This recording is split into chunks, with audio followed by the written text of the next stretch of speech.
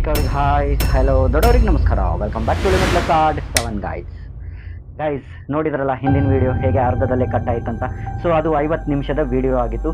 But ಏನಂದ್ರೆ ಈ ಒಂದು ಮೈಕ್ ಸ್ವಿಚ್ ಆಫ್ ಆಗ್ಬಿಡ್ತು. ಸೊ ಅಂದ್ರೆ ನಾನು ಚಾರ್ಜಿಂಗೇ ಇಟ್ಟಿರಲಿಲ್ಲ. ಹಾಗಾಗಿ ಗೈಸ್ ಇವತ್ತಿನ ಒಂದು ವಿಡಿಯೋದಲ್ಲಿ ಅದನ್ನ ಕಂಟಿನ್ಯೂ ಮಾಡ್ತಾ ಇದ್ದೀನಿ. ಏನಂದ್ರೆ ಇವಾಗ ದಿವಾಕರ್ ಹಾಸ್ಪಿಟಲ್ನಿಂದ ಮನೆ ಕಡೆ ಬರ್ತಿರ್ತಾನೆ. ಬಟ್ ರೋಡ್ ಮಧ್ಯೆ ಅವನಿಗೆ ಅನ್ಸುತ್ತದೆ ನಾನು ಸ್ವೀಟ್ಸ್ ತಿನ್ಕೊಂಡು ಹೋಗಬೇಕು ಅಂತ. ಸೊ ಇವನು ಆ ಒಂದು ವಾಚ್ಮ್ಯಾನ್ಗೆ ಚಾಲೆಂಜ್ ಮಾಡಿರ್ತಾರೆ. ಹಾಗಾಗಿ ಇವನು ಸ್ವೀಟ್ಸ್ ಅಂಗಡಿಯನ್ನ ಹುಡುಕ್ತಾನೆ. ಬಟ್ ರೋಡ್ ಮಧ್ಯೆ ಯಾವುದೇ ಅಂಗಡಿಗಳು ತೆರೆದಿರಲಿಲ್ಲ, ಯಾಕಂದ್ರೆ ಅದು ಒಂದು ಮಾರ್ನಿಂಗ್ ಆಗಿತ್ತು ಗೈಸ್. ಸೊ ಹಾಗಾಗಿ ಇವನು ಮನೆ ಕಡೆ ಹೋಗಿ ಇವಾಗ ಡಿಸೈಡ್ ಮಾಡ್ತಾನೆ, ನಾನು ಕಾಲ್ ತೊಳ್ಕೊಳ್ದೆ ಒಳಗಡೆ ಹೋಗ್ತೀನಿ ಅಂತ. ಬಟ್ ಏನಂದ್ರೆ ಮನೆ ಸಮೀಪ ಹೋದ ತಕ್ಷಣನೇ ಅವನ ಕಾಲಿಗೆ ಸ್ವಲ್ಪ ಏನೋ ರಾಡಿ ಅಥವಾ ಏನೋ ಹೊಲಸಾಗ್ಬಿಡ್ತದೆ. ಸೊ ಅವನು ಕೈ ಕಾಲು ತಕೊಂಡು ಒಳಗಡೆ ಹೋಗ್ತಾನೆ. ಸೊ ಇವನ್ ಮಿಷನ್ ಎಲ್ಲ ಫೇಲ್ ಆಯ್ತು. ಇವಾಗ ದಿವಾಕರ ಮನೆ ಒಳಗೆ ಬಂದರೆ ಅಲ್ಲಿ ಮುಂದ್ಗಡೆನೆ ವೈಫ್ ಮತ್ತೆ ತಾಯಿ ಮತ್ತೆ ಅವರ ಫಾದರ್ 3 ಜನ ಕೂತ್ಕೊಂಡಿರ್ತಾರೆ. ಅವಾಗ ವೈಫ್ ಕೇಳ್ತಾಳೆ ದಿವಾಕರ್ಗೆ, ಹೇಗಿತ್ತು ನಿನ್ನೆ ನೈಟ್ ಅಂದ್ರೆ ಹಾಸ್ಪಿಟಲ್ನ ಡೇ 1 ಡ್ಯೂಟಿ ಅಂತ ಕೇಳಿದಾಗ ದಿವಾಕರ್ ಅಂತಾನೆ, ಓ ತುಂಬಾ ಚೆನ್ನಾಗಿತ್ತು ಅಂತ ಹೇಳ್ತಾನೆ ಅವನು. ಅಂಡ್ ಅವನು ಹೇಳೋಕ್ ಸ್ಟಾರ್ಟ್ ಮಾಡ್ತಾನೆ ಅಲ್ಲಿ ಆಗಿರ್ತಕ್ಕಂಥ ಘಟನೆಗಳು. ಸೊ ಅವನೇನ್ ಹೇಳ್ತಾನೆ ಅಂದ್ರೆ ಮೊದ್ಲಿಗೆ ಹೀಗೆ ನನಗೆ ಅಲ್ಲಿ ಹೋದ್ಮೇಲೆ ಗೊತ್ತಾಗಿದ್ದು. ಸೂಪರ್ ಆಗಿದೆ ಬ್ರೋ. ಸೊ ಒಬ್ರು ವಿಡಿಯೋ ನೋಡ್ತಾ ಇದ್ರು, ಅವ್ರದ್ದು ಮೆಸೇಜ್ ಬಂದ್ಬಿಡ್ತು ಸೂಪರ್ ಆಗಿದೆ ಬ್ರೋ ಅಂತ. ಸೊ ಇವಾಗ ಸ್ಟೋರಿ ನಾವು ಕಂಟಿನ್ಯೂ ಮಾಡೋಣ. ಇಲ್ಲ ತಡ್ರಿ, ಅವ್ರಿಗೆ ಇವಾಗ ದಿವಾಕರ ಹೇಳಲು ಸ್ಟಾರ್ಟ್ ಮಾಡ್ಬಿಡ್ತಾನೆ, ಹೀಗೆ ನನಗೆ ಡ್ಯೂಟಿ ಸಿಕ್ಕಿರೋದು ಒಂದು ಮಾರ್ಚುರಿಯಲ್ಲಿ, ಅಂದರೆ ಶವಗಳನ್ನು ಕಾಯೋದು, ಕೌಂಟ್ ಮಾಡೋದು, ಈ ಥರದ ಎಲ್ಲ ಕೆಲಸವನ್ನು ಸಿಕ್ಕಿದೆ. ಆ್ಯಂಡ್ ಅಲ್ಲಿ ಕೆಲವೊಂದು ಘಟನೆಗಳು ಆಯಿತು ರಾತ್ರಿ. ಏನಂದರೆ ಒಂದು ಶವದ ಕಾಲು ಅಳಗಾಡಿದ್ದು, ಎರಡನೇದು ಅದೇ ಶವ ಪಲ್ಟಿ ಹೊಡ್ಕೊಂಡಿದ್ದು, ಮೂರನೇದು ಯಾರೋ ಡಬ್ ಡಬ್ ಡಬ್ ಅಂತ ಡೋರ್ ಬಾರಿಸಿದ್ದು. ಆ್ಯಂಡ್ ಅದೇ ಥರ ಏನಂದರೆ ಬೆಳಗ್ಗೆ ಬಂದು ನೋಡಿದರೆ ವಾಚ್ಮ್ಯಾನ್ ಅಂದಿದ್ದ ನೈಟ್ ಹೀಗೆ ಶವ ಇನ್ನೊಮ್ಮೆ ತೀರ್ಕೊಂಡಿರುತ್ತೆ ಅಂತ. ಸೊ ನಾವು ನೋಡಿ ಹೋಗಿದ್ರೆ ಶವ ತೀರ್ಕೊಂಡಿದ್ದಿತ್ತಿಲ್ಲ, ಬದಲಿಗೆ ಅದರ ಪಕ್ಕದ 3 ಶವಗಳು ಹೊಳ್ಕೊಂಡ್ಬಿಟ್ಟಿದ್ವು. ಅಂದರೆ ತೀರ್ಕೊಂಡಿದ್ದಂದ್ರೆ ಸಾವಲ್ಲ ಗೈಸ್, ತಿರುಗಿರುವುದು. ಸೊ ಈ ಥರ ಆಯಿತು. ಆ್ಯಂಡ್ ನೆಕ್ಸ್ಟ್ ಏನಂದರೆ ಡೇ ಡ್ಯೂಟಿ ಅವರು ಬರ್ತಾರೆ. ಆ್ಯಂಡ್ ಅವರು ಬಂದಾಗ ಅಲ್ಲಿ ಏನಾಗುತ್ತದೆ ಅಂದರೆ ಅದೇ ಒಂದು ಮಾರ್ಚುರಿಯಲ್ಲಿ ಒಂದು ಸ್ಟ್ರೆಚರ್ ಇದೆ. ಆ ಸ್ಟ್ರೆಚರ್ ಮೇಲೆ ಯಾವುದೋ ಒಂದು ಮಹಿಳೆ ಕುಂತಿದ್ಲಂತೆ, ಅಂದರೆ ಒಬ್ಬ ಆಂಟಿ. ಸೊ ಇಷ್ಟೆಲ್ಲ ಇನ್ಸಿಡೆಂಟ್ ಆಯಿತು. ನಾವು ವಾಚ್ಮ್ಯಾನ್ಗೆ ಕೇಳಿದರೆ ವಾಚ್ಮ್ಯಾನ್ ಅಂದರು ಅಲ್ಲಿ ಸ್ವೀಟ್ ತಿನ್ನಬಾರ್ದು, ಮತ್ತೆ ಮನೆ ಕಡೆಗೆ ಹೋದ್ಮೇಲೆ ಕಾಲು ತೊಳ್ಕೊಂಡು ಒಳಗೆ ಹೋಗಿ ಅಂತ ವಾಚ್ಮ್ಯಾನ್ ಹೇಳಿದರು. ಸೊ ನಾನು ಅವರಿಗೆ ಚಾಲೆಂಜ್ ಹಾಕ್ಬಿಟ್ಟು ಬಂದಿದ್ದೀನಿ. ಹಾಗಾಗಿ ವೈಫ್ ನೀನು ಇವತ್ತು ನನಗೆ, ಅಂದರೆ ಗೈಸ್ ಇಲ್ಲಿ ವೈಫ್ ಹೆಸರು ಲಕ್ಷ್ಮಿ ಅಂತ. ಸೊ ಅವನು ವೈಫ್ಗೆ ಹೇಳ್ತಾನೆ. ಆ್ಯಂಡ್ ಇನ್ನೊಂದು ಹೇಳೋದು ಮರ್ತಿದ್ದೀನಿ, ಆ ವೈಫ್ ಏನಿದ್ದಾಳಲ್ಲ ಗೈಸ್, ಅವಳು ತುಂಬ ಬ್ಯೂಟಿಫುಲ್ ಇರ್ತಾಳೆ. ಆ್ಯಂಡ್ ಸಂಸಾರಸ್ಥ ಮಹಿಳೆ ಆಗಿರ್ತಾಳೆ. ಒಂಥರ ಅಂತೀವಲ್ಲ ಹೌಸ್ ಓಲ್ಡ್ ಏನೋ ಅಂತೀವಲ್ಲ, ಅದು ಒಂಥರ ಮೆಚೂರ್ ಪರ್ಸನ್ ಇರ್ತಾರಲ್ಲ, ಆ ಥರದ ಒಂದು ಕ್ಯಾರೆಕ್ಟರ್, ಗುಡ್ ಕ್ಯಾರೆಕ್ಟರ್ ಇರುತ್ತದೆ. ಸೊ ಆ ವೈಫ್ಗೆ ಅವನು ಹೇಳ್ತಾನೆ, ಹೀಗೆ ನೋಡಿ ಇವಾಗ ಇವತ್ತಿನ ಸಂಜೆ ನಾನು ಹೋಗ್ತೀನಲ್ಲ, ಅವಾಗ ನೀ ನನಗೆ ಸಜ್ಜಕವನ್ನು ಮಾಡಿಕೊಡು, ಅಲ್ಲಿ ಹೋಗಿ ನಾನು ಸ್ವೀಟ್ ತಿಂತೀನಿ ಆ್ಯಂಡ್ ಆ ವಾಚ್ಮ್ಯಾನ್ಗೂ ಕೊಡ್ತೀನಿ ಅಂತ ಹಸ್ಬೆಂಡ್ ಅಂದಾಗ, ಆ ಒಂದು ವೈಫ್ ಇದ್ದಾಳಲ್ಲ ಅವಳು ತುಂಬ ಸಪೋರ್ಟಿವ್ ಆಗಿರ್ತಾಳೆ ಹಸ್ಬೆಂಡ್ಗೆ. ಬಟ್ ಇಲ್ಲಿ ಫಸ್ಟ್ ಟೈಮ್ ವೈಫ್ಗೆ ಸಿಟ್ಟು ಬರುತ್ತದೆ. ಯಾಕಂದರೆ ಆಕೆಗೆ ಗೊತ್ತು, ಏನಾದರೂ ಹೆಚ್ಚು ಕಮ್ಮಿ ಆದರೆ ಆಕೆಯ ಗಂಡನ ಜೀವ ಹೋಗುತ್ತದೆ. ಇವನಿಗೇನು, ಇವನು ಒಂದು ಹಾಳಾದ ಅಡ್ವೆಂಚರ್ನಲ್ಲಿ ಹೋಗ್ತಿರ್ತಾನೆ. ಸೊ ಹಾಗಾಗಿ ಆ ಒಂದು ವೈಫ್ ಅಂತಾಳೆ, ಇಲ್ಲ ನಾನು ಸಜ್ಜಕವನ್ನು ಮಾಡಿಕೊಡೋದಿಲ್ಲ, ಅದ್ರ ಬದಲಿಗೆ ನೀವು ಇವತ್ತೇ ಕೆಲಸ ಬಿಟ್ಬಿಡಿ ಅಂತ ಹೇಳಿ ಅವಳು ಮಕ ತೀರಿಸ್ಕೊಂಡು ಒಳಗಡೆ ಹೋಗ್ಬಿಡ್ತಾಳೆ. ಸೊ ಅವಾಗ ಇಲ್ಲಿ ದಿವಾಕರ್ ಒಂಥರ ಸ್ಮೈಲ್ ಮಾಡ್ತಾ, ಹೋದ್ರೆ ಹೋಗು ನೀನು ಒಳಗಡೆ, ನೀನು ಸ್ವೀಟ್ ಮಾಡದೇ ಇದ್ರೆ ಏನಾಯ್ತು, ನಾನು ಹೊರಗಡೆಯಿಂದ 1 kg ಜಲೇಬಿ ತಗೊಂಡು ಹೋಗ್ತೀನಿ, ಎಲ್ಲ ಹಾಸ್ಪಿಟಲ್ನವ್ರಿಗೂ ಹಂಚ್ತೀನಿ, ನಾನು ಕುತ್ಕೊಂತಿದ್ದೀನಿ ಅಂತ ಅಂತಾನೆ. ಅಂದ ತಕ್ಷಣ ಅಲ್ಲೇ ಕೂತಿರ್ತಕ್ಕಂಥ ಫಾದರ್ ಇರ್ತಾರಲ್ಲ ಅವರು, ಶಬಾಷ್ ಮಗನೇ, ನಿನ್ನಿಂದ ನಾನು ಇದೇ ಎಕ್ಸ್ಪೆಕ್ಟ್ ಮಾಡಿದ್ದು ಅಂತ ಅವರು ಹೇಳ್ತಾರೆ. ಆ್ಯಂಡ್ ಅಲ್ಲೇ ಕೂತಿರ್ತಕ್ಕಂಥ ತಾಯಿ ಸೀದಾ ಎದ್ದು ಒಂದು ದೇವರ ಕೋಣೆಗೆ ಹೋಗ್ತಾಳೆ. ಹೋಗಿ ಅಲ್ಲಿದ್ದ ಒಂದು ಕಂಕಣ, ಅಂದರೆ ಖರೆ ದಾರವನ್ನು ತಂದು ದಿವಾಕರ್ನ ಮುಂದೆ ನಿಂತಂತಾಳೆ, ನೋಡು ಮಗ, ನೀನು ಎಲ್ಲಿಗಾದರೂ ಹೋಗು, ಏನಾದರೂ ಮಾಡ್ಕೋ, ಸ್ವೀಟ್ ಆದರೂ ತಿನ್ಕೋ, ಸಗಣಿ ಆದರೂ ತಿನ್ಕೋ, ನನಗದು ಗೊತ್ತಿಲ್ಲ, ಬಟ್ ಈ ಖರೆ ದಾರವನ್ನು ನೀನು ಕೈಯಲ್ಲಿ ಕಟ್ಕೋ ಅಂತ ಹೇಳ್ತಾಳೆ. ಅವಾಗ ದಿವಾಕರ ಆಯಿತು ಅಂತ ಕಟ್ಕೊಂಡ್ಬಿಡ್ತಾನೆ. ಕಟ್ಕೊಂಡ ತಕ್ಷಣ ಗೈಸ್ ಇವಾಗ ಮತ್ತೆ ಸಂಜೆ ಇವನು ಹಾಸ್ಪಿಟಲ್ ಕಡೆಗೆ ಪಯಣ ಬಳಸ್ತಾನೆ, ಅಂದರೆ ತನ್ನ ಒಂದು ಜಾಬ್ಗೆ. ಸೊ ಇವನು ಹೋಗ್ತಿರ್ತಾನೆ, ನೋಡಿದರೆ ಇವತ್ತು ಒಂದು ಶಾಪ್ ತೆರ್ಕೊಂಡಿಲ್ಲ. ಸೊ ಇವನು ಹೋಗ್ತಿರ್ಬೇಕಾದ್ರೇನೆ ಸ್ವಲ್ಪ ಹಾಸ್ಪಿಟಲ್ ಸಮೀಪ ಬಂದಾಗ ಇವನಿಗೆ ಏನೋ ಅನಿಸ್ತಾ ಇದೆ, ಏನಿದು ಇವತ್ತೆಲ್ಲ ಶಾಪ್ಗಳು ಬಂದಾಗಿದ್ದಾವಲ್ಲ, ಏನು ರೀಸನ್ ಇರಬೇಕು ಅಂತ ಇವನು ಒಬ್ಬ ವ್ಯಕ್ತಿಯನ್ನ ಕೇಳಿದ್ರೆ, ಆ ವ್ಯಕ್ತಿ ಅಂತಾನೆ, ಇವತ್ತು ಸ್ಟ್ರೈಕ್ ಇದೆ, ಸೊ ಎಲ್ಲ ಅಂಗಡಿ ಮುಗ್ಗಟ್ಟುಗಳು ಬಂದಾಗಿದ್ದಾವೆ ಅಂದಾಗ ಇವನು ಹಾಸ್ಪಿಟಲ್ಗೆ ಬರ್ತಾನೆ. ಬಂದ ತಕ್ಷಣ ಅಲ್ಲೇ ಕೂತಿರ್ತಕ್ಕಂಥ ವಾಚ್ಮೆನ್ ಕೇಳ್ತಾರೆ, ಏನಿವತ್ತು ಸಾಹೇಬ್ರು ಟಿಫಿನ್ ತಂದಿಲ್ವಲ್ವಾ ಅಂತ ಅಂದಾಗ, ತಂದಿಲ್ವಲ್ಲ ಅಂತ ಅಂದಾಗ, ಆವಾಗ ಅಂತಾನೆ ದಿವಾಕರ್, ಹೀಗೆ ನಾನು ಏನೋ ಒಂದು ಮಾಡಬೇಕು ಇವತ್ತು ಅಡ್ವೆಂಚರಸ್ ಅಂತ, ಸ್ವೀಟ್ ಎಲ್ಲ ತರಬೇಕಂದ್ರೆ ಎಲ್ಲ ಅಂಗಡಿ ಶಾಪ್ಗಳು ಬಂದಾಗಿದ್ದಾವೆ ಅಂದಾಗ, ಅವಾಗ ಆ ಒಂದು ಏನಿರ್ತಾರಲ್ಲ ವಾಚ್‌ಮ್ಯಾನ್ ಅಂತಾರೆ. ನೋಡು ದಿವಾಕರ ಇವಾಗಾದ್ರೂ ಅರ್ಥ ಮಾಡ್ಕೋ, ನಿನಗೆ ದೇವರು ಕಾಪಾಡ್ತಾ ಇದ್ದಾನೆ ಅಂತ. ಆ್ಯಂಡ್ ಗೈಸ್ ನಾನು ಇನ್ನೊಂದು ಹೇಳೋದು ಮರ್ತೀನಿ. ವೈಫ್ ಆ್ಯಂಡ್ ಮದರ್ ಸಹ ಹೇಳಿರ್ತಾರೆ ಇದೇ ಮಾತನ್ನ. ನೋಡು ನೀನು ಮನೆ ಕಡೆ ಬರ್ತಿರ್ಬೇಕಾದ್ರೆ ಬೆಳಗ್ಗೆ ಯಾವುದೇ ಶಾಪ್ ಓಪನ್ ಇರಲಿಲ್ಲ ಆ್ಯಂಡ್ ನೀನು ಕೈ ಕಾಲುಗಳನ್ನ ತೊಳ್ಕೊಂಡು ಒಳಗಡೆ ಬರ್ಬೇಕಂದಾಗ ಸಹ ಏನಂದ್ರೆ ನಿನ್ನ ಕಾಲ್ಗೆ ಏನೋ ಹತ್ಕೊಂಡ್ಬಿಡ್ತು. ಸೊ ನೀನು ಕಾಲು ತೊಳ್ಕೊಂಡು ಬರುವಂಗಾಯ್ತು. ದೇವ್ರು ನಿನ್ನನ್ನ ಕಾಪಾಡಿದ್ದಾರೆ. ಇದನ್ನೇ ನೀನು ಒಂದು ಏನಂದ್ರೆ ಅಂತೀವಲ್ಲ ವಾರ್ನಿಂಗ್ ಸೈನ್ ಅಂತ ತಿಳ್ಕೊಂಡು ಸುಮ್ಮನೆ ಇದ್ಬಿಡು ಅಂತ ತಾಯಿ ಆ್ಯಂಡ್ ವೈಫ್ ಸಹ ಹೇಳಿರ್ತಾರೆ. ಇವಾಗ ವಾಚ್‌ಮ್ಯಾನ್ ಸಹ ಹೇಳ್ತಾರೆ. ಸೊ ಇಷ್ಟೆಲ್ಲ ಆಗೋ ಹೊತ್ತಿಗೆ ಇವಾಗ ಆ ಇಬ್ರು ಬರ್ತಾರೆ. ಕುಳ್ಳ ಮತ್ತು ಲಂಬು. ಇವಾಗ 3 ಜನ ಒಳಗಡೆ ಬರ್ತಾರೆ. ಬಂದು ಅದೇ ತರಹ ಒಂದು ನಾರ್ಮಲ್ ರೂಟೀನ್ ನಡೆಯುತ್ತೆ ಗಾಯ್ಸ್. ಏನಂದ್ರೆ ಅದೇ ಒಂದು ಮಾರ್ಚುರಿಯಲ್ಲಿ ಇರ್ತಕ್ಕಂತಹ ಹೆಣಗಳನ್ನ ಸಾಗಿಸೋದು, ಸೈನ್ ಮಾಡ್ಕೊಳ್ಳೋದು, ಕೂತ್ಕೊಳ್ಳೋದು ಇದೇ ನಡೀತಾ ಇರುತ್ತೆ. ಆವತ್ತಿನ ದಿನ ಫುಲ್ ಒಂಥರ ನೈಟ್ ಅದು. ಸೊ ಅವತ್ತು ಫುಲ್ ಒಂಥರ ಏನಂದ್ರೆ ಫುಲ್ ಬ್ಯುಸಿಯಾಗಿ ಹೋಗ್ಬಿಡುತ್ತದೆ. ಆ್ಯಂಡ್ ಹೋಗ್ತಿರ್ಬೇಕಾದ್ರೆ ಅರ್ಲಿ ಮಾರ್ನಿಂಗ್ ಒಂದು ಇನ್ಸಿಡೆಂಟ್ ಆಗಿರುತ್ತದೆ. ಸೊ ವಾಚ್‌ಮ್ಯಾನ್‌ಗೂ ಒಂಥರ ಏನೋ ಒಂಥರ ಮನಸ್ಸಲ್ಲಿ ಏನಿವತ್ತು ಇಷ್ಟು ಸೈಲೆಂಟಾಗಿ ಇಷ್ಟು ಚೆನ್ನಾಗಿ ಹೋಗ್ತಾ ಇದೆಯಲ್ಲ ಈ ನೈಟ್ ಅಂತ. ಅಂದರೆ ಯಾವುದೇ ಥರ ಇನ್ಸಿಡೆಂಟ್ಗಳು ಅಲ್ಲಿ ಕಾಣಿಸ್ತಾ ಇಲ್ಲ. ಸೊ ಮೋಸ್ಟ್ಲಿ ಕೈಯಲ್ಲಿ ಕಟ್ಟಿರ್ತಕ್ಕಂಥ ದಾರದ ಮಹಿಮೆ ಅಂತ ಅನಿಸುತ್ತದೆ. ಸೊ ಹೀಗೆ ನಡೆಯುತ್ತಾ ಇರುತ್ತದೆ. ನಡೀತಾ ಏನಂದ್ರೆ ಗೈಸ್ ಇವಾಗ ಒಂದು ಹೆಣವನ್ನ ಈ ದಿವಾಕರ್ ಮತ್ತೆ ಈ ಒಂದು ಏನಿದಾನಲ್ಲ ಕುಳ್ಳ ಇಬ್ರು ದುಡ್ಕೊಂಡು ಹೋಗ್ತಾ ಇದ್ದಾರೆ. ಆ್ಯಂಡ್ ಈ ಎಂಟ್ರಿ ಮಾಡ್ಕೊಂತು ಆ ಲಂಬು ನಿಂತಿರ್ತಾನೆ. ಸೊ ಹೀಗೆ 3 ಜನ ಬ್ಯುಸಿ ಆಗಿರ್ತಾರೆ. ಹೀಗೆ ಸಾಗಿಸ್ತಾ ಇರಬೇಕಾದ್ರೆ ಗೈಸ್ ಹೇಳ್ತೀನಿ ನಾನು ನಿಮಗೆ. ಆ ಒಂದು ಕುಳ್ಳ ಏನು ನೋಡ್ಕೊಂತಾನೋ ಏನೋ ಗೊತ್ತಿಲ್ಲ. ಹೆದರ್ಕೊಂಡು ಸ್ಟ್ರೆಚರ್ನ ಝಾಡಿಸ್ಬಿಡ್ತಾನೆ. ಈ ಥರ ಝಾಡಿಸಿ ಹಿಂದೆ ಹೋಗ್ಬಿಡ್ತಾನೆ ಗೈಸ್. ಆ್ಯಂಡ್ ಅದೇ ಹೊತ್ತಿನಲ್ಲಿ ಏನಾಗುತ್ತದೆ ಅಂದರೆ ದಿವಾಕರನ ಕೈಯಲ್ಲಿ ಇರ್ತಕ್ಕಂಥ ದಾರ ಠಕ್ ಮುರಿದು ಬಿಡುತ್ತೆ ಗೈಸ್. ಅಂದರೆ ಕೆಳಗೆ ಚೆಲ್ಕೊಂಡ್ಬಿದ್ಬಿಡುತ್ತೆ. ಸೊ ದಿವಾಕರ ಏನು ಥಿಂಕ್ ಮಾಡೋದಿಲ್ಲ, ತನ್ನ ಮೈಂಡ್ ಏನು ಓಡಿಸೋದಿಲ್ಲ.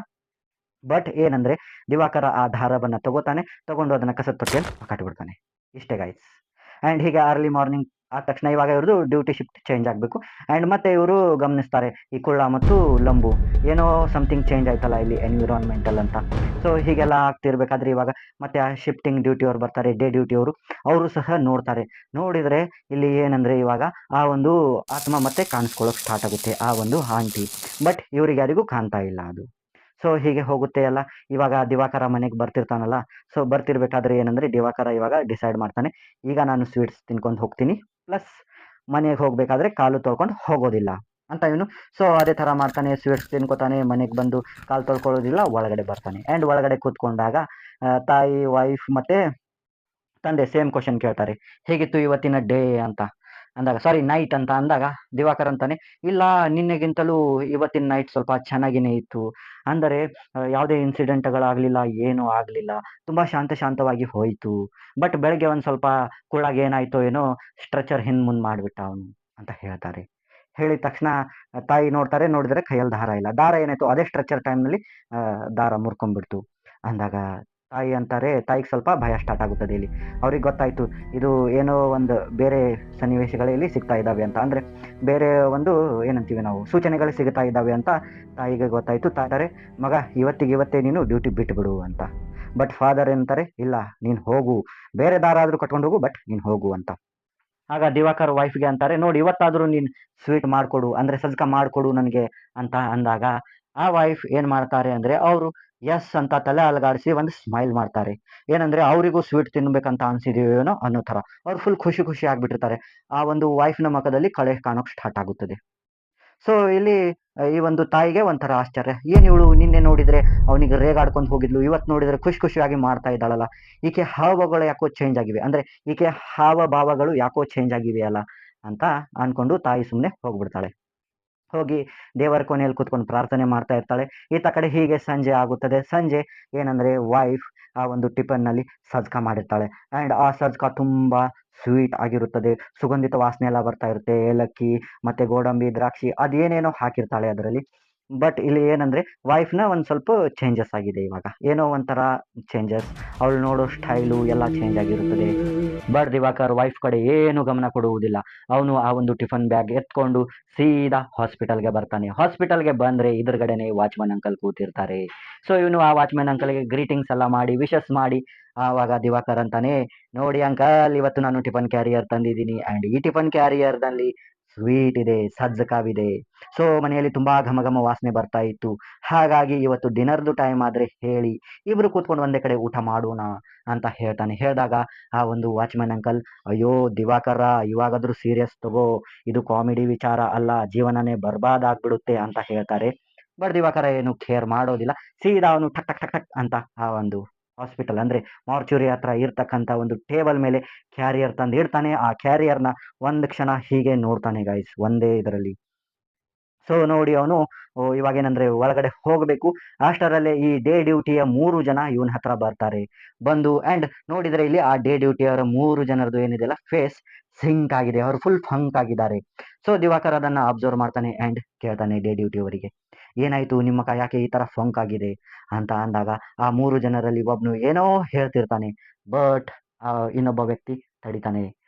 ತಡೆದು ತಾನಂತಾನೆ, ನೋಡು ಹೀಗೀಗೆ ಏನೂ ಇಲ್ಲ, ಅಲ್ಲಿ ಒಂದು ಒಳಗಡೆ ಏನು ಸ್ಟ್ರೆಚರ್ ಇದೆಯಲ್ಲ ಅದು ತುಂಬಾನೇ ಆಗಾಡ್ತಾ ಇತ್ತು, ಗಾಳಿಗೆ ಅತ್ತ ಕಡೆ ಇತ್ತ ಕಡೆ ಮೂವ್ ಆಗ್ತಾ ಇತ್ತು. ಸೊ ಅದನ್ನ ನಾವು ಏನೋ ಮಾಡಿ ಕಲ್ಲಿಟ್ಟು ಅಡ್ಜಸ್ಟ್ ಮಾಡಿದೀವಿ, ಅದ್ರ ಕಡೆ ನೀನು ಸ್ವಲ್ಪ ಗಮನ ಕೊಡು. ಆ್ಯಂಡ್ ಇದು ಇವತ್ತಿಂದು ಕೌಂಟ್, ಹೆಣಗಳು ಇಷ್ಟು ಬಂದಿದ್ದೇವೆ, ಇಷ್ಟು ಕಳಿಸಿದ್ದೀವಿ, ಇದು ಚಾವಿ ತಗೋ. ಆ್ಯಂಡ್ ಇನ್ನೊಂದು ವಿಚಾರ ಏನಂದ್ರೆ, ನಿನ್ನ ಜೊತೆ ಕೆಲಸ ಮಾಡ್ತಿರ್ತಕ್ಕಂಥ ಇಬ್ಬರು ಲಂಬು ಮತ್ತೆ ಕುಳ್ಳ ಕೆಲಸ ಬಿಟ್ಬಿಟ್ಟಿದ್ದಾರೆ ಅಂತ ಹೇಳ್ತಾರೆ.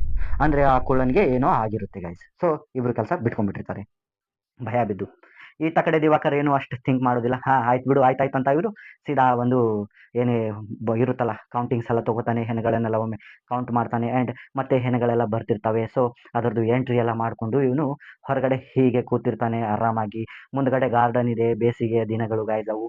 ಕೂತ್ಕೊಂಡ್ರೆ ಏನಂದ್ರೆ ಇವಾಗ ನೈಟ್ ಏಕ್ದಮ್ ಥಾಡ್ ಥಾಡ್ ಥಾಡ್ ಅಂತ ಒಳಗಡೆ ಏನೋ ಸೌಂಡ್ ಆಗುತ್ತದೆ ಆ್ಯಂಡ್ ಡೋರ್ಗೆ ಯಾರೋ ಬಡ್ದಂಗೆಲ್ಲ ಆಗ್ತಾ ಇರುತ್ತೆ.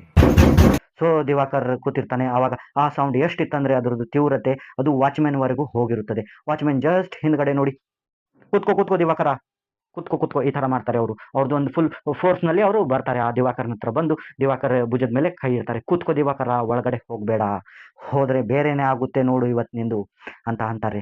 ಆವಾಗ ಆ ದಿವಾಕರ್ ಅಂತಾನೆ, ಇಲ್ಲ ಅಂಕಲ್ ನೋಡಿ ಒಳಗಡೆ ಏನೋ ಆಗ್ತಾ ಇದೆ, ಯಾರೋ ಕದ ತಡ್ತಾ ಇದ್ದಾರೆ ಆ್ಯಂಡ್ ಏನೋ ಬಿದ್ಕೊಳ್ತಾ ಇದೆ ಒಳಗಡೆ, ಯಾರೋ ಇದಾರೆ ಅನ್ಸುತ್ತೆ, ನೋಡ್ಕೊಂಡ್ ಬಂದ್ಬಿಡ್ತೀನಿ ಒಮ್ಮೆ, ಜಸ್ಟ್ 1 ಸೆಕೆಂಡ್ ಅಂತ ಅಂದಾಗ ಆ ವಾಚ್‌ಮನ್ ಬೈತಾರೆ, ಕೂತ್ಕೋ, ನಾನು ಹೇಳ್ತಾ ಇದ್ದೀನಿ ಇದು ಫೈನಲ್, ಅಲ್ಲಿ ಏನೇ ಆಗಲಿ ಒಳಗಡೆ ಒಳಗಡೆ ನೀನು ಹೋಗೋ ಹಾಗಿಲ್ಲ.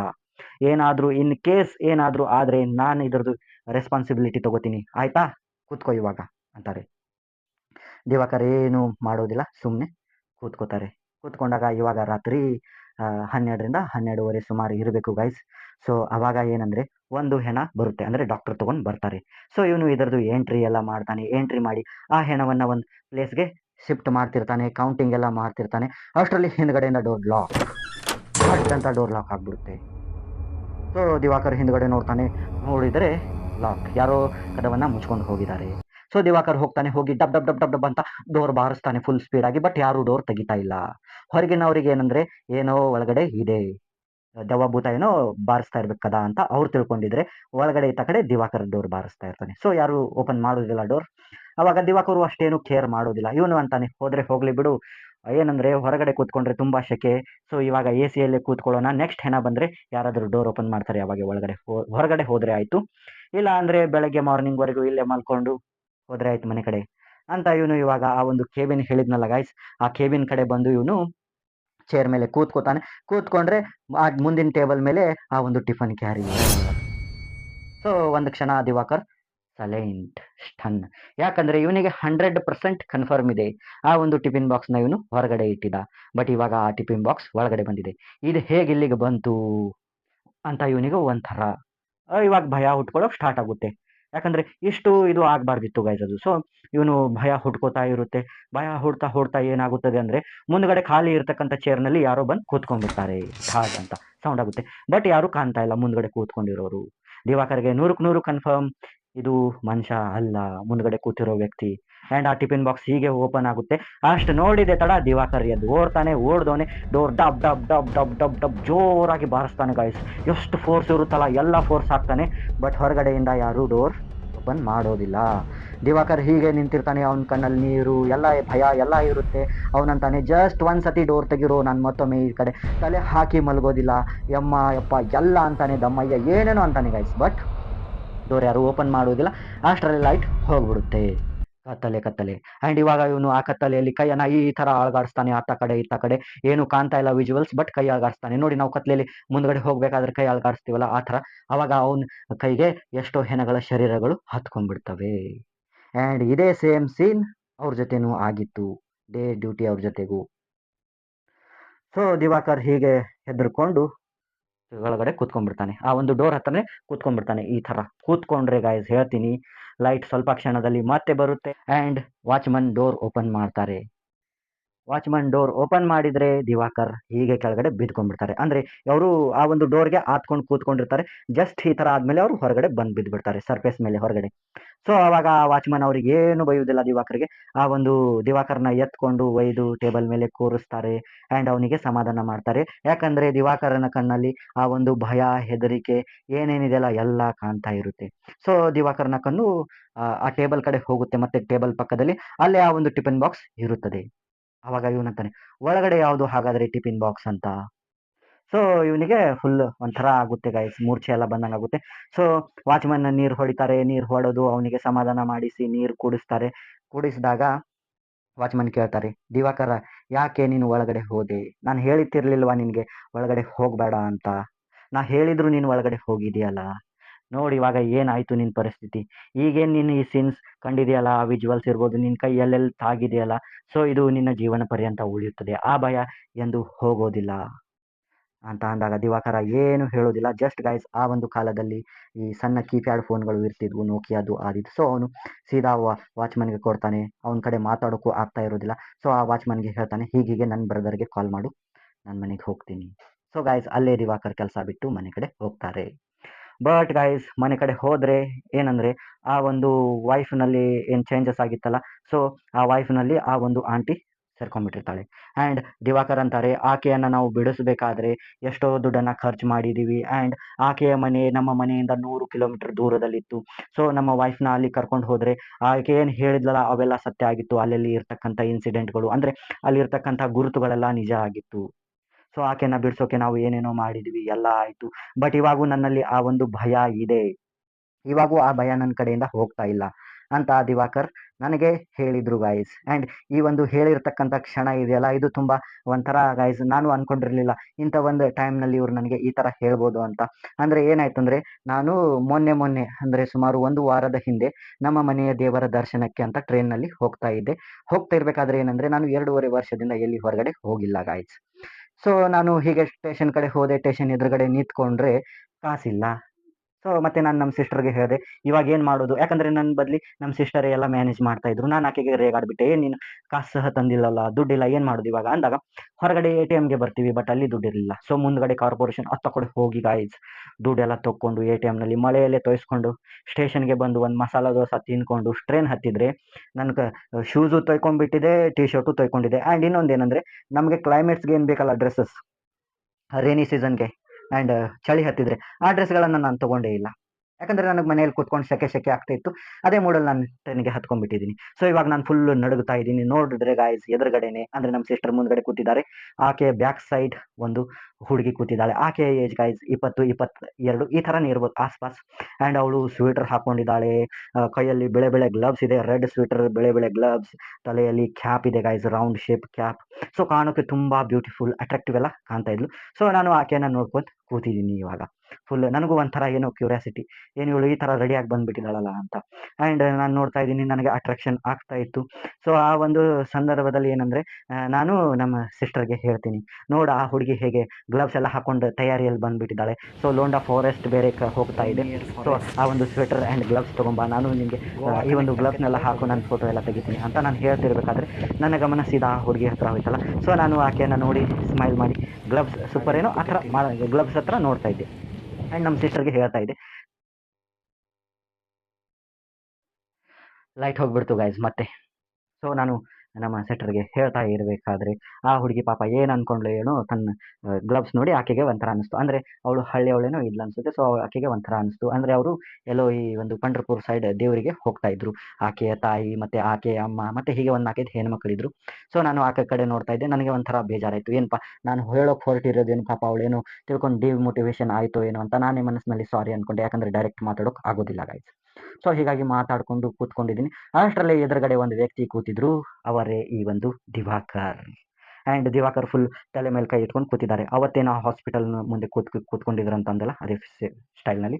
ಸೊ ನಾನು ಅವರಿಗೆ ಕೇಳಿದೆ, ಯಾಕೆ ಅಂಕಲ್ ಏನಾಯಿತು, ಈ ಥರ ಯಾಕೆ ನೀವು ಕೂತಿದ್ದೀರಾ ಅಂದಾಗ ಅವ್ರು ನನಗೆ ಅಂತಾರೆ, ಹೋಗಲಿ ಬಿಡು, ನಿನಗೇನು ಮಾಡೋದು, ನನ್ನ ಸ್ಟೋರಿ ಕೇಳಿ, ನಮ್ಮ ಸ್ಟೋರಿನೇ ಬೇರೆ ಇದೆ, ನೀವೆಲ್ಲ ನಗ್ತೀರಿ ಇವಾಗಿನ ಹುಡುಗರು ಅಂತ ಅಂದಾಗ ನಾನು ಆ್ಯಸ್ ಅ ಕ್ಯೂರಿಯಾಸಿಟಿ, ಏನು ದೆವ್ವಭೂತದ ಸ್ಟೋರಿಗಿಂತಲೂ ಡೇಂಜರಸ್ ಸ್ಟೋರಿ ಇದೆಯಾ ಅಂತ ಅಂದಾಗ ಅವ್ರಂತಾರೆ, ನೀನು ದೆವ್ವಭೂತದ ಸ್ಟೋರಿ ನಂಬ್ತೀಯಾ ಅಂತ ಅಂದಾಗ ಅವ್ರಿಗೇನು ಗೊತ್ತು ಗೈಸ್, ಎದುರುಗಡೆ ಹಾರರ್ ಸ್ಟೋರಿ ಟೆಲ್ಲರೇ ಕುಂತಿದ್ದೀನಿ ಅಂತ. ಬಟ್ ನಾನು ಐಡೆಂಟಿಟಿ ಹೇಳ್ಕೊಳ್ಳೋದಿಲ್ಲ. ಆ್ಯಂಡ್ ಅವರು ಈ ಸ್ಟೋರಿಯನ್ನು ಹೇಳೋಕೆ ಸ್ಟಾರ್ಟ್ ಮಾಡಿದರು, ಈ ಒಂದು ಹಾರರ್ ಸ್ಟೋರಿಯನ್ನು. ಸೊ ಹೀಗೆ ನನ್ನ ಹೆಸರು ದಿವಾಕರ್ ಅಂತ, ನಾನು ಡಿಗ್ರಿ ಓದ್ತಾ ಇದ್ದೆ ಅಂತ ಅವರೆಲ್ಲ ಹೇಳ್ಕೊತಾರೆ ಅವರ ಬಗ್ಗೆ ಹೇಳ್ಕೊಂಡು ಆದಾಗ ನಾನು ಅವರಿಗೆ ಒಂದು ಸಜೆಷನ್ ಕೊಡ್ತೀನಿ. ಬಟ್ ನಾನು ಅವರಿಗೆ ಹೇಳ್ತೀನಿ, ಅವ್ರೇನಂದರೆ ಕಾಣಲು ತುಂಬ ಡಿಸೆಂಟ್ ಡ್ರೆಸ್ ಎಲ್ಲ ಹಾಕಿದ್ರು, ಜೆಂಟಲ್ಮೆನ್ ಥರ. ಬಟ್ ನಾನು ಅವರಿಗೆ ಹೇಳ್ತೀನಿ, ಅಂಕಲ್ ನೀವು ತಪ್ಪು ತಿಳ್ಕೊಳ್ಳಲ್ಲ ಅಂದರೆ ನಾನು ಒಂದು ಸಜೆಷನ್ ಕೊಡ್ತೀನಿ ಅಂತ. ಏನು ಅಂತಾರೆ, ಅವಾಗ ನಾನು ಅಂತೀನಿ, ನೋಡಿ ಇವಾಗ ಆ ಒಂದು ಘೋಸ್ಟ್ ಬಗ್ಗೆ ನಿಮಗೆ ಎಲ್ಲ ಅರ್ಥ ಆಗಿದೆ ಆ್ಯಂಡ್ ನೀವು ರಿಚುವಲ್ಸ್ ಎಲ್ಲ ಫಾಲೋ ಮಾಡಿದ್ದೀರಿ. ಸೊ ನಿಮ್ಮಲ್ಲಿ ಆ ಭಯ ಇನ್ನೂ ಇದೆ ಅಂತ ಹೇಳ್ತಾ ಇದ್ದೀರಲ್ಲ, ಜಸ್ಟ್ ಒಂದು ಸತಿ ನಾನು ಹೇಳಿದ್ದೀನಿ ಅಂತ ನೀವು ಜಸ್ಟ್ ನಿಮ್ದು ಯಾವ್ದು ಕಾಸ್ಟ್ ಅಂತ ಗೊತ್ತಿಲ್ಲ, ನೀವು ಹಿಂದೂ ಆಗಿದ್ದರೆ ಇದು ನಮ್ದೇನಂತೀವಿ, ಭಗವದ್ಗೀತೆಯನ್ನು ಓದಿ, ಕ್ರಿಶ್ಚಿಯನ್ ಆಗಿದ್ದರೆ ಬೈಬಲ್ ಓದಿ. ಸೊ ಯಾಕಂದರೆ ಅದರಲ್ಲಿ ಬರೆದಿದೆ ಏನೇನು ಎದಕ್ಕಂತ. ನಿಮ್ಮ ಕ್ವಶನ್ಸ್ಗೆ ಎಲ್ಲ ಉತ್ತರ ಸಿಗುತ್ತೆ. ನನ್ನನ್ನು ನಂಬಿ ನೀವು ಜಸ್ಟ್ ಒನ್ ಟೈಮ್ ಆದರೂ ಭಗವದ್ಗೀತೆಯನ್ನು ಓದಿ, ಒಂದೊಂದು ಪೇಜಸ್ ಆದರೂ ಓದಿ. ನಿಮ್ಮಲ್ಲಿ ಇರ್ತಕ್ಕಂಥ ಭಯ ಹೋಗಲಿಲ್ಲ ಅಂದರೆ ಹೇಳಿ ಅಂತ ನಾನು ಅವರಿಗೆ ಸಜೆಷನ್ ಕೊಟ್ಟಿದ್ದೀನಿ ಗೈಸ್. ಯಾಕಂದರೆ ನಾನು ಓದಿದ್ದೀನಿ, ನನಗೆ ಗೊತ್ತು ಗೈಸ್ ಅದರಲ್ಲಿ ಏನೇನು ಇದೆ ಅಂತ. ಸೊ ನೀವು ಓದಿ, ನಿಮಗೂ ಗೊತ್ತಾಗುತ್ತೆ ಅಂತ ನಾನು ಹೇಳ್ತೀನಿ. ಯಾರ್ಯಾರಿಗೆ ಭಯ ಆಗುತ್ತಲ್ಲ ಅವರಿಗೆ, ಅಂದರೆ ಜೀವನದ ಮಾರ್ಗಗಳು ಸಿಗುತ್ತವೆ ಅದರಲ್ಲಿ, 100ಕ್ಕೆ 100 ಗ್ಯಾರಂಟಿ. ಯಾರ್ಯಾರು ಏನೇನು ಟ್ರಬಲ್ಸ್ ಇದ್ದಾವಲ್ಲ ಎಲ್ಲದಕ್ಕೂ ಉತ್ತರ ಇದೆ. ಪ್ಲಸ್ ಅದೇ ಥರ ಏನಂದರೆ ತುಂಬಾ ನೀವು ಇನ್ನೂ ಏನಂದರೆ ನೆಕ್ಸ್ಟ್ ಲೆವೆಲ್ ತಿಳ್ಕೊಬೇಕಂದ್ರೆ ಅಷ್ಟಾವಕ್ರನ ಭಗವದ್ಗೀತೆಯನ್ನು ಓದಿ. ಅಷ್ಟಾವಕ್ರರು ಬರೆದಿರ್ತಕ್ಕಂಥ ಭಗವದ್ಗೀತೆ ಗೈಸ್, ಅದನ್ನು ಓದಿ. ಅದರಲ್ಲೂ ನೆಕ್ಸ್ಟ್ ಲೆವೆಲ್ ಥಿಂಗ್ಸ್ ಇದ್ದಾವೆ, ಜೀವನದ ಅಷ್ಟು ಸತ್ಯಗಳು ತಿಳಿಯುತ್ತವೆ. ಆ್ಯಂಡ್ ಉಪೇಂದ್ರ ಅವರು ಒಂದು ಮಾತು ಹೇಳಿದ್ದಾರೆ, ಏನಂದರೆ ಈ ದೇವರ ಗುಡಿಗಳಲ್ಲಿ ಹುಂಡಿ ಇಡೋಕಿನ ಎಜುಕೇಷನ್ ಸೆಕ್ಟರ್ಗಳಲ್ಲಿ ಹುಂಡಿಯನ್ನು ಇಡಿ ಅಂತ. ಸೊ ನಾನು ಹೇಳ್ತೀನಿ, ಎಜುಕೇಷನ್ ಸೆಕ್ಟರ್ಗಳಲ್ಲಿ ನೀವು ಹುಂಡಿಯನ್ನು ಇಟ್ಟರೆ, ದುಡ್ಡು ಹಾಕಿದರೆ ಘೋಸ್ಟ್ ಬಗ್ಗೆ ಎಲ್ಲ ಅರ್ಥ ಆಗುತ್ತದೆ ಆ್ಯಂಡ್ ನಿಮ್ಮ ಕಣ್ಣಿಗೆ ಘೋಸ್ಟ್ ಎಂದು ಕಾಣುವುದಿಲ್ಲ ಅಂತ ನಾನು ಹೇಳ್ತೀನಿ. ಇನ್ನೊಂದು ಥ್ರೆಟ್ ಇದೆ ಗಾಯ್ಸ್, ಹುಂಡಿ ಆ ಕಡೆ ಇಟ್ಟರು ಅದು ಒಂದು ಬಿಸ್ನೆಸ್ಸೇ ಆಗಿದೆ. ಅಂದರೆ ಏನಂದರೆ ಎಜುಕೇಷನ್ನಲ್ಲೂ ಸ್ವಲ್ಪ ಇನ್ಸ್ಟಿಟ್ಯೂಷನ್ಗಳು ಬಿಸ್ನೆಸ್ ಥರನೂ ಮಾಡ್ತಾ ಇದ್ದಾವೆ. ಅದು ಒಂದು ನನಗೆ ತುಂಬ ಟ್ರಬಲ್, ಅಂದರೆ ಒಂಥರ ಮನಸ್ಸಿಗೆ ಏನೋ ಅಳಕ್ದಂಗೆ ಆಗುತ್ತೆ ಗೈಸ್. ಸೊ ಇದಾಗಿತ್ತು ಇವತ್ತಿನ ಒಂದು ಸ್ಟೋರಿ ಅಂತ ಹೇಳ್ತಾ, ಥ್ಯಾಂಕ್ ಯು ಗಾಯ್ಸ್.